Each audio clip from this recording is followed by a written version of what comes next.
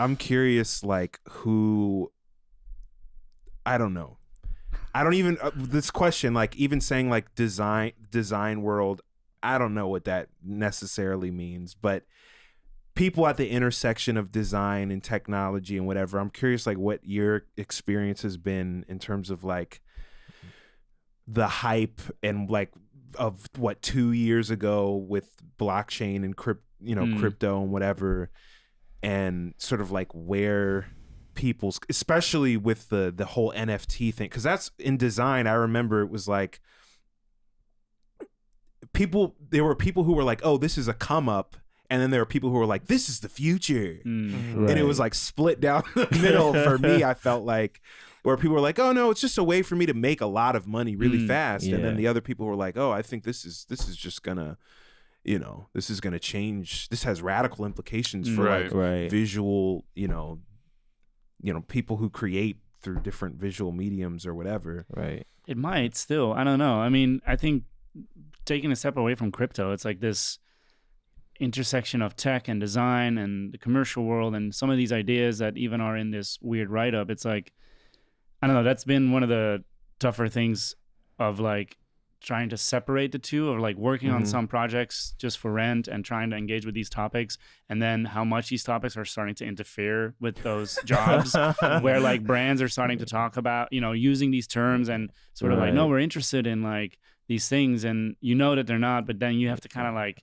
that's really impossible. Like, I'd rather make a dumb toilet commercial, because then at least it doesn't have to pretend to be about community or some bullshit, Right. Thank you for bringing that up. That like that sort of schizophrenia is like full on happening right now. Like all the big brands are tapping into this stuff, and it makes it really confusing. Also, because then once you do bring it up, like on these kind of forums where it's genuine, there's other people that get confused about, oh, but that's the same as what Nike's talking about, right? Or like, you know what I mean? Like, it gets, it makes it, I don't know. That's really a dark thing, I think, of the last few years. And like our brand's gonna just be full on socialist in the future, or talk at least like it, and then make it harder to talk about real socialism. Wait, you said it's gonna be what? Like brands are gonna be like full on socialist. You said, yeah. Well, here's the thing. It's like I see these like Ivy League sort of like people, whether it's on the creative direction side or they're just behind these campaigns, and they legitimately have like a cognitive dissonance where they're like,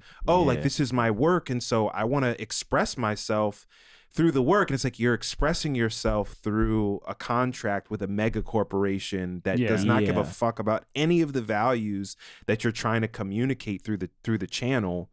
So there's like, I'm saying that to say I feel like there's a lot of brilliant people in the design world, and they have like really good values as an individual person, but it's completely removed from any sort of practice, so it ends up just being commodified in the context of their work, in their jobs. I feel like there's got to be now more than ever such tension between the creative side and the brand or the client or the whatever. There's that tension where it's like even people who are top class are still I know I say cognitive dissonance a lot, but that's a really big thing. It's rife. I'm saying that to say like it's tough to deal with. I'm saying that like to say though, like no, in terms of like tension, there's probably not that much tension. Maybe there's internal tension. Once you go home, right. You have that tension. Right. Yeah. I mean, there's tension, I think, for individuals, but I think it was this Chomsky quote's been popping up recently about how Marxist thought is particularly just exist in all these upper realms of like whether it's government or all types of hierarchical institutions, but with the values just completely flipped. So like, and I think that's been order of the day forever, is just figuring out ways to siphon out creativity and that's my question, praxis into all these larger institutions. You know what I'm saying?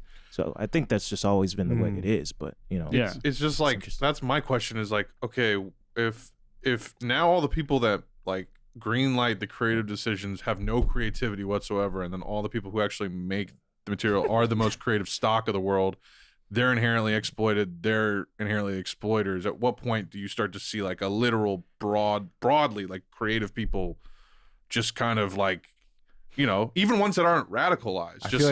I feel like we could ramble about that for hours. But seriously, but that's that's the hope, right? I feel like back in the 60s and some Mad Men shit, they'd be like friends with the clients. Can I speak to that? Yeah. Because I think it's cultural, and I do think it's material at the same time. The phrasing I've used for years is you have to fucking open up space for those people to, and by space, I'm not just saying like, look, we're doing this cool thing. Come attach your name to it. But it's like, no, like we're competing against capital in a cultural sense too. So, you know, like how do you create the infrastructure for design people to step into another social logic, but where the social is meeting the material, where so they can be sustained in their labor and their work.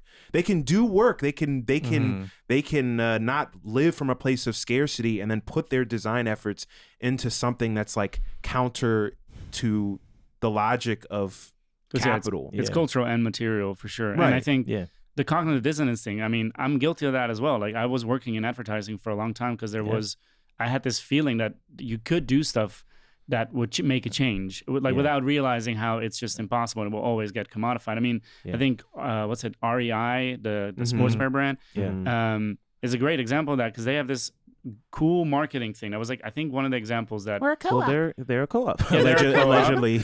And they did this thing where it was like Blackout Friday. So on Black Fridays, they did Blackout Fridays and they closed all their stores on the biggest, you know, shopping day of the year.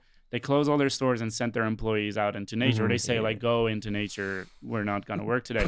Which is they send them into people into the woods. We'll fire you. But like on the surface, that's cool. Like, okay, you make a stance against the biggest commercial day of the year. And then, of course, now they're like, you know, telling their employees not to unionize because they're a co-op. And somehow that's an oxymoron to them.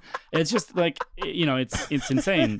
But for a long time, I convinced myself that is like, oh, I can like use their money, use their power to build cool stuff that as a creative you can maybe make as you're normally, and then hopefully I'll have these chances to like really push the brands into cool things. I mean, back then I didn't even have like a political idea as much as I do now, but hopefully I think now that dissonance is becoming clear. I mean, that is somewhat the hope I have for now, that there is a lot of people just going like, fuck this bullshit. Like, why am I working for a brand that is talking about mental wellness or mental health on their Instagram, and meanwhile they're making me work weekends? Like, what the fuck's going on? Like, this is bullshit. And hopefully there is a opportunity there, but then again, like we've thought that before of like, you know, workers. Can I speak to the REI co-op thing specifically too, in the unionization? And how that relates to what I was just saying before about the opening of space, because that's the other part of it is, as a designer or a creative director, if the work that you're doing is ultimately looped into, like we say, the hamster wheel of capital, it doesn't fucking matter if it's a co-op or it's a whatever, because the institution that the North Star of the institution is profit maximization still. It's not a social thing. Sending your workers into the woods is just it's just optics. It's like PR or whatever. It's just like window dressing for that foundational challenge, which is you're still, as an institution, you're being cooperative for capital. You're not being cooperative for liberation, for freedom. Not to mention naming a day Blackout Friday as in opposition to Black Friday. It's a marketing thing. Yeah. People are just gonna come the other 4 days of that week. So all I'm saying is, what happens when those institutions, the North Star is a social and cultural and communal North Star about like first of all, meeting the needs of the people that are doing the labor, moving this institution forward. And then what are the implications even just for design as a whole? The best shit is going to come out of it. You get a bunch of people looking over like, how the fuck are you doing that and like making a living? How the fuck are y'all doing this? And then people can look in and it's like, well, we're cooperating, but this is how we're cooperating. This is the decision making. This is the governance. This is how we're using our shared resources together. This is what we're prioritizing. And it doesn't have to do with fucking, oh, we gotta grow. You know, we gotta hit this profit quota that we have for the next quarter. You know,